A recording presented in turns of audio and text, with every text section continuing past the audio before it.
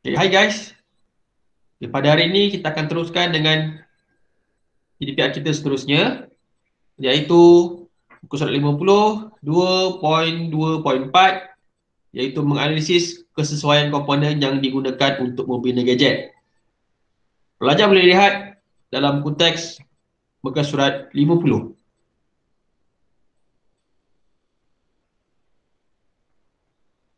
Okay, pada sesi PDPR yang lepas, saya pasti kamu telah membuat lakaran bagi gadget mechanical, di mana saya berikan 3 pilihan lakaran. Yang pertama iaitu dulang serbaguna, yang kedua ialah rak serbaguna, dan yang ketiga crane, di mana pelajar dikehendaki memilih salah satu daripada 3 contoh gadget yang saya berikan dan lukis dalam buku modul. Jadi setelah pelajar lukis, jadi pada hari ini kita akan menganalisis kesesuaian komponen yang digunakan untuk membina gadget, di mana terdapat 4 kriteria penilaian yang diperlukan. Yang pertama ialah reka bentuk komponen. Yang kedua ialah jenis bahan binaan. Yang ketiga ialah kedudukan pemasangan komponen. Yang keempat ialah kemasan. Kita pergi pada kriteria penilaian yang pertama, iaitu reka bentuk komponen. Di mana reka bentuk komponen mestilah menepati cita rasa pelanggan. Kerana kita sebagai seorang pereka bentuk, produk yang kita buat tu ialah untuk pelanggan kita. Jadi produk yang kita akan hasilkan mestilah menepati cita rasa pelanggan. Dan produk tersebut mestilah mempunyai nilai kebolehpasaran yang tinggi. Okay, maksudnya sekiranya kamu buat produk tu dan kamu jual, ada orang nak beli. Itu maksudnya. Okay. Okay, seterusnya ialah jenis bahan binaan, di mana jenis bahan yang digunakan mestilah sesuai dengan fungsi dan juga kegunaan produk tersebut.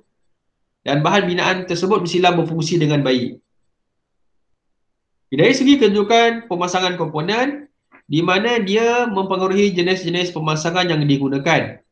Okey, maksudnya sekiranya kamu ada menggunakan bahan komponen daripada kayu, jadi kamu mesti perlukan beberapa bahan ataupun alatan yang digunakan untuk menyambung kayu-kayu tersebut, seperti paku, ataupun kamu boleh gunakan gam panas dan sebagainya.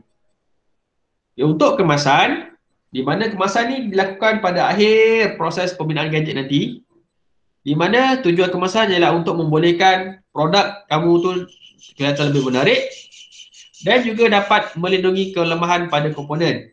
Di mana saya dah terangkan pada bab 2.1 teknologi pembuatan, iaitu kemasan terdapat beberapa jenis, sama ada kemasan dengan menggunakan cat, kemasan menggunakan shellac, kemasan menggunakan leka, ataupun konsep electroplating dan juga elektrostatik. Jadi untuk memilih faktor kemasan, jenis kemasan yang sesuai, kamu kena lihat pada bahan yang kamu gunakan. Okey, adakah kalau jika kamu gunakan bahan yang dibuat dari plastik ataupun kayu, adakah sesuai menggunakan kaedah kemasan menggunakan electroplating? Tidak. Okey. Jadi kemasan mestilah sesuai dengan bahan yang kita gunakan. Okey. Okey, baiklah. Seterusnya sila lihat buku modul muka surat 35. Okey. Di mana pada buku modul muka surat 35 ini, okey, kamu akan mengisi jadual analisis komponen yang ada dalam buku modul tersebut. Okey, di mana kamu akan lihat semula lakaran kamu pada muka surat 33. Okey, reka bentuk komponen. Adakah reka bentuk komponen memenuhi kehendak pengguna?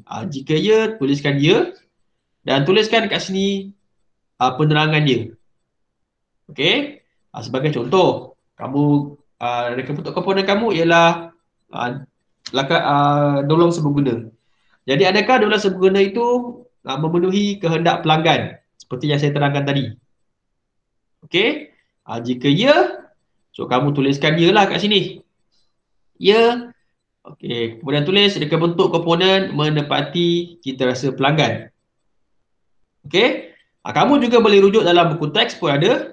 Okey, sebagai contoh, jadual ni tersebut ada kat bawah ni, iaitu jadual 2.2.1. Tapi ni ringkas lah. Okey, ini penerangan dia. Okey, kemudian seterusnya. Okey, jenis bahan.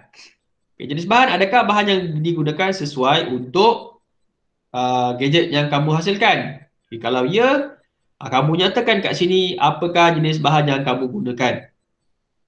Okay, begitu juga dengan kedudukan pemasangan dan juga kemasan. Kemasan, kamu nyatakan apakah kemasan yang kamu gunakan. Okey. Okay, seterusnya.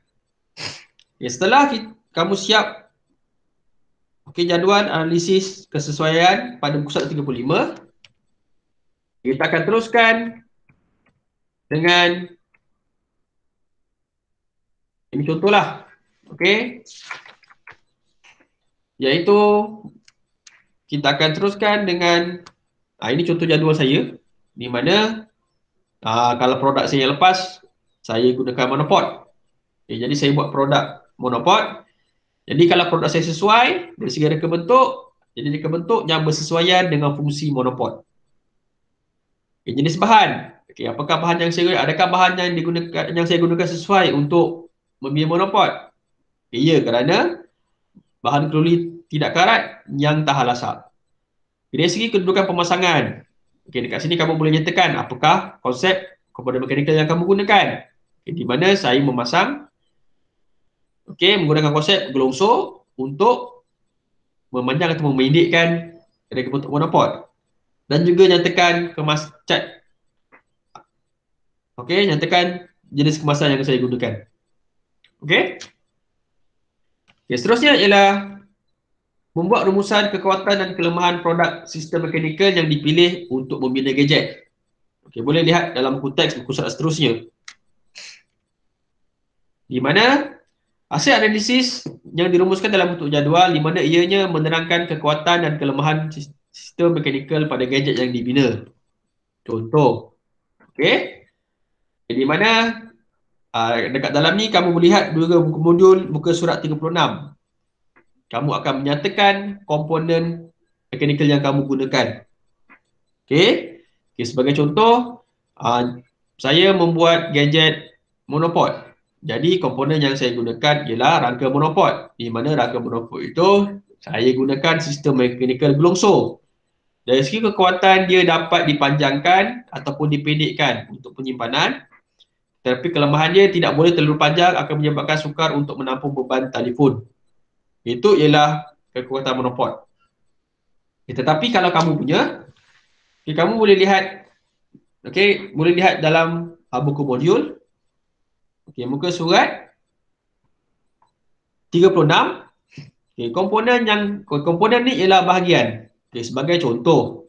Kalau kamu buat rak serbaguna. Jadi rak serbaguna tu dia menggunakan sistem galas serbebola. Jadi galas serbebola tu dia bersambung dengan apa komponen yang dia gunakan? Dia akan bersambung dengan tapak dan juga rak. Jadi kamu nyatakan apakah kekuatan dan juga kelemahan yang kamu dapat kenal pasti daripada lakaran yang kamu lukis itu. Okey? Baiklah.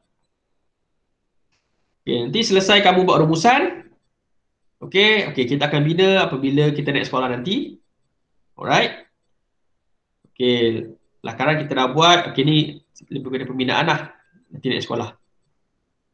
Okey? Okey, baiklah pelajar. Sampai sini saja penerangan saya untuk PDPR pada hari ini. Jangan lupa kamu siapkan muka surat 36, 35 dan juga buku modul muka surat 39 hingga 41.